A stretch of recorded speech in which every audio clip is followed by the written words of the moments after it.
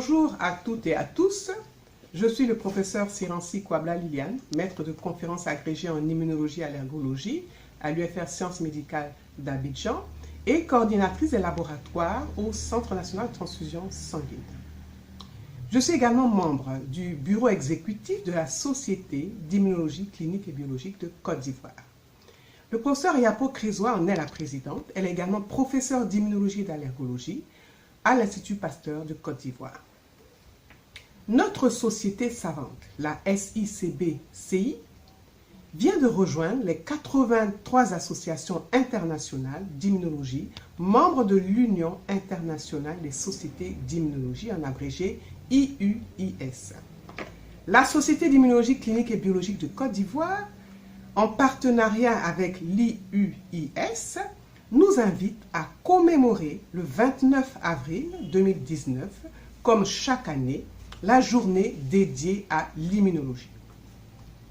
Cette journée a pour objectif de faire connaître cette discipline qu'est l'immunologie à toutes les couches sociales et professionnelles par le biais de chaque société nationale d'immunologie, afin d'améliorer la santé des populations. Le thème retenu cette année est l'immunothérapie en cancérologie. L'immunologie est la discipline qui étudie le système immunitaire et ses différents composants chez les êtres vivants. Le système immunitaire a pour rôle de défendre l'organisme contre toutes les agressions, notamment les agressions microbiennes, mais aussi les agressions internes, dont les cancers. De nombreuses découvertes en immunologie ont amélioré de façon spectaculaire la santé dans le monde. Il s'agit de la vaccination qui a fait reculer les plus grandes épidémies au siècle dernier, à savoir la peste et la variole, pour ne citer que celle-là, et aujourd'hui, Ebola et paludisme.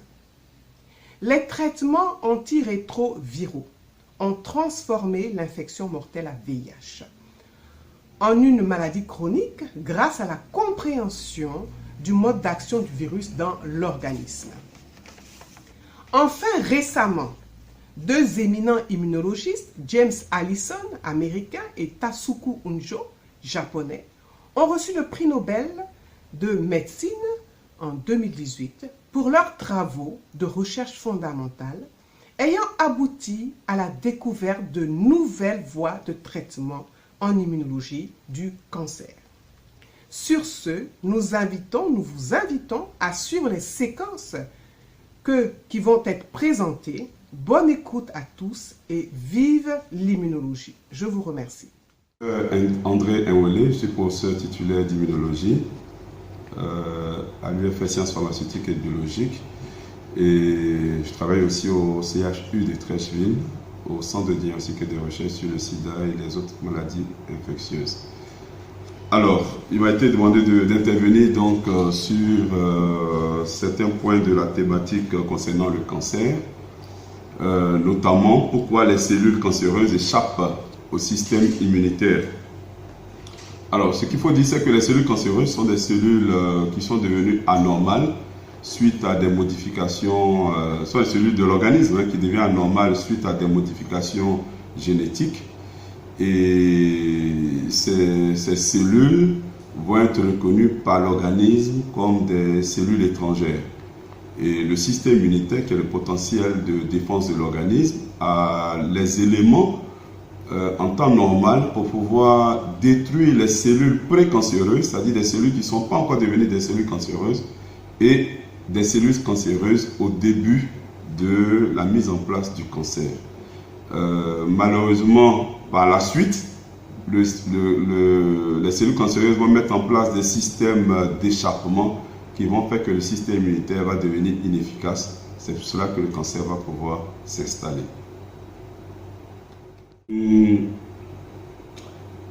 Ces cellules cancéreuses ont différentes propriétés, mais je pense que le professeur Dikoko pourra revenir là-dessus, notamment capacité à proliférer, à pouvoir se déplacer, s'installer dans différents organes et autres, tout ça. Mais ce qui est important pour nous à savoir dans un deuxième temps, c'est comment les cellules cancéreuses arrivent à échapper au système immunitaire. En fait, les cellules cancéreuses vont mettre en place des mécanismes qui vont réduire la capacité du système immunitaire à reconnaître tout ce qui est étranger. Le système immunitaire utilise certains récepteurs pour pouvoir reconnaître les éléments étrangers, et les cellules cancéreuses vont avoir cette capacité dans les cellules dans lesquelles elles vont entrer et sur elles-mêmes à pouvoir réduire tout ce signal d'alerte. C'est un peu comme si des policiers se promenaient et que des bandits étaient voilés et mélangés à la population. Et c'est avec tous ces systèmes que le système immunitaire ne va pas pouvoir reconnaître la cellule cancéreuse, que le cancer va s'installer progressivement et aboutir après à une tumeur constituée. Alors au niveau thérapeutique, l'immunologie a beaucoup fait avancer le traitement du cancer, d'abord dans le diagnostic, avec des marqueurs qui peuvent être identifiés par des méthodes immunologiques, et aussi dans le traitement. Aujourd'hui, on utilise différents éléments, différents effecteurs du système immunitaire pour pouvoir traiter les cancers, mais globalement, pour ne pas être long, globalement, on peut classer cela en immunothérapie passive et en immunothérapie active. Alors l'immunothérapie passive, ça va consister, un peu comme on fait pour le sérum antitétanique, ça va consister à apporter à l'organisme des effecteurs du système immunitaire qui ont été produits ailleurs, donc dans un autre organisme, chez les animaux en général, et le système immunitaire va utiliser cela pour pouvoir réagir. Ça peut être par exemple des anticorps monoclonaux, ça peut être des cytokines, et le système immunitaire va utiliser ces effecteurs pour pouvoir détruire les cellules cancéreuses. Dans l'immunothérapie active, on va stimuler le système immunitaire de sorte à pouvoir le sortir de sa léthargie. Je vous disais tout à l'heure que l'échappement des cellules cancéreuses, c'est d'endormir le système immunitaire. Donc dans l'immunothérapie active, on va utiliser certaines cellules pour pouvoir stimuler le système immunitaire qui va se réveiller et donc du coup va pouvoir reconnaître ces cellules cancéreuses comme étant des cellules anormales et les détruire. Voici en matière d'immunothérapie les deux grandes voies, sans rentrer dans tous les détails, et l'arsenal thérapeutique est important en matière d'immunothérapie. Malheureusement, ce sont des approches thérapeutiques qui coûtent très cher et pour le moment qui ne semblent pas être toutes disponibles dans notre pays. Mais nous avons foi qu'avec le temps, ces méthodes de traitement pourront être disponibles, notamment avec la création de centres spécialisés. Je suis Madame Aka Dagoa-Crédit-Hortense, psychologue clinicienne, maître de conférence à l'université Félix Houphouët-Boigny au département de psychologie, mais j'interviens également au Centre national de radiothérapie à la salle Ouattara. Alors, on m'a demandé d'intervenir sur les questions de l'annonce. Pourquoi l'annonce et quelle est son importance dans le soutien qui est apporté en cancérologie. Il faut dire une chose, quand on parle de cancer, c'est d'abord une maladie somatique, c'est vrai, mais qui a beaucoup d'impact et de conséquences négatives au plan psychologique, parce que c'est une épreuve qu'on vit dans le temps, et c'est une épreuve pour laquelle, une fois le diagnostic posé, on a le sentiment qu'il y avait un avant et un après dans ce que la personne vit. Avant j'étais bien importante, maintenant je suis malade, mais bien plus, je suis une personne qui a une maladie qui est synonyme de mort. Vous comprenez bien que cela est particulièrement angoissant et les problèmes psychologiques qui surviennent sont des problèmes qui doivent être pris en compte. C'est la raison pour laquelle l'annonce qui permet de donner le diagnostic est un moment qui est très important. Quand l'annonce est bien faite, on sait que la prise en charge sera de qualité parce qu'il y aura une adhésion de la personne qui a appris ce qu'elle a Il y aura une adhésion de l'entourage qui comprend ce que la personne qui a un cancer a exactement. Et il y aura donc une intégration de tout ce qu'il y a comme traitement à prendre en compte pour la qualité des soins et pour le bien-être de la personne. Comment faire l'annonce? L'annonce est toujours un traumatisme. Est-ce qu'il y a une bonne annonce? En tout cas, le plus important, c'est de faire du mieux qu'on peut, parce qu'annoncer une mauvaise nouvelle n'a jamais été très très positif à partir du moment où on reçoit quelque chose de négatif. Mais il y a des mots à dire et c'est pour cela que l'annonce est un processus. L'annonce doit être préparée. C'est pour cela qu'on parle d'une première étape qui est la pré-annonce, où on commence à parler avec la personne, le soignant, le médecin en particulier, expliquer déjà, essayer de comprendre un peu la sensibilité de la personne qu'on a en face du point de vue des émotions. Il y a le moment où l'annonce va être faite, et c'est pour cela qu'on ne peut pas faire une annonce au téléphone, qu'on ne peut pas faire une annonce par courrier. Et puis, il y a tout ce qu'on va mettre en place pour pouvoir soutenir l'annonce, ce qu'on appelle la post-annonce. Et le psychologue clinicien va entrer justement dans cette phase d'annonce et de post-annonce surtout, parce qu'il va pouvoir prendre et soutenir la personne qui vient d'apprendre son diagnostic du point de vue des émotions, du point de vue de l'expression du vécu qui est très négatif et qui est parfois très déprimant. Alors, qu'est-ce qu'on va faire? On aura un espace d'écoute, un espace de parole. On peut mettre en place une psychothérapie parce qu'il y a effectivement des personnes qui vont développer aussi des sentiments très négatifs qui ont besoin d'être pris en charge. Il y a les groupes de parole des patients, parce qu'on peut mettre ensemble des patients qui sont à des moments différents de leur prise en charge et qui justement, parce qu'ils ont suivi ce parcours où ils ont pu avoir déjà même une annonce, ils ont pu passer par la radiothérapie, par la chimiothérapie, donc pouvoir dire des choses, pouvoir lever certaines angoisses. Et le fait de se retrouver ensemble et de voir aussi qu'il y a des personnes qui sont guéries, ce sont des moments qui sont très importants pour la personne qui présente des difficultés.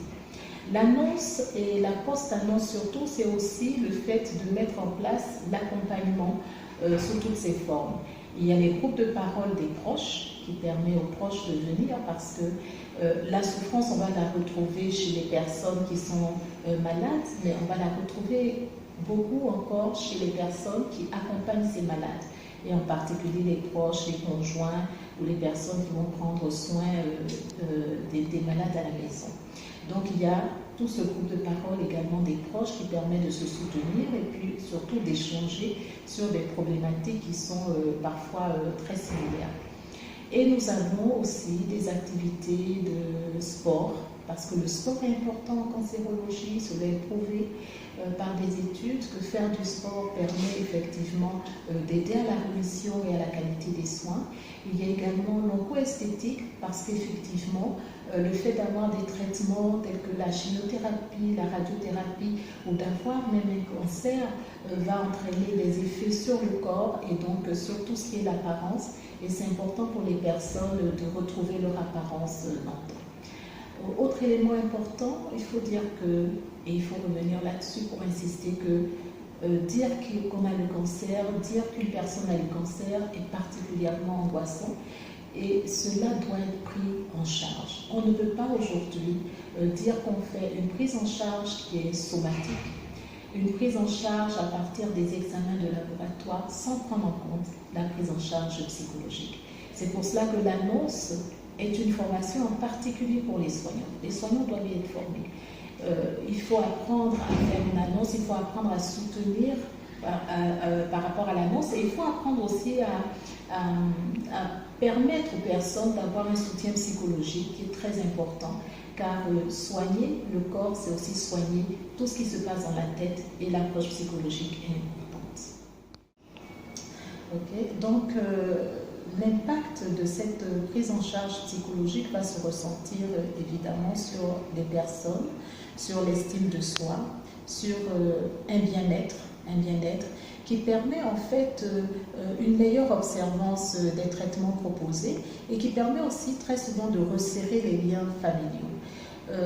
On a pu le voir dans ce que nous avons pu faire avec des personnes qui étaient soutenues, qui avaient ce soutien psychologique dans le cadre de l'association des personnes atteintes et affectées par le cancer, donc l'APAC, où nous avons mis en place ces groupes de parole et où ces personnes sont revenues en disant le fait de parler, de mettre en mots leur souffrance et surtout de permettre aussi aux proches de pouvoir s'exprimer donne des résultats très positifs.